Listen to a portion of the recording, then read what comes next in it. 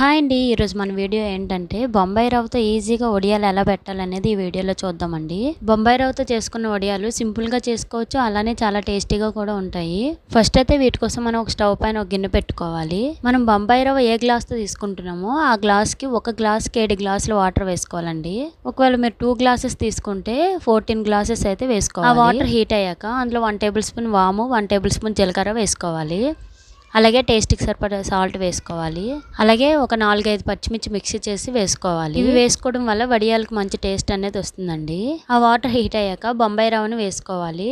మొత్తం ఒకేసారి కాకుండా గరిటెతో కలుపుకుంటూ వేసుకోవాలి, లేకుంటే ఉండలు కట్టేస్తుంది. ఆ బొంబాయి రవ్వ అనేది దగ్గరకు వచ్చాక స్టవ్ కట్టేసుకోవాలండి. అది వేడిగా ఉండేటప్పుడు మనకు నచ్చిన షేప్ లో వడియాలు అనేవి పెట్టుకోవాలి. ఈవినింగ్ కల్లా ఆరిపోతాయండి. వడియాలు తీసేటప్పుడు మీకు రాకపోతే దానిపైన కొంచెం వాటర్ చల్లుకొని వడియాలు తీసుకుంటే ఈజీగా వచ్చేస్తాయండి. వీడియో మీకు నచ్చితే లైక్ చేయండి, షేర్ చేయండి, మన ఛానల్ సబ్స్క్రైబ్ చేసుకోండి ఫ్రెండ్స్.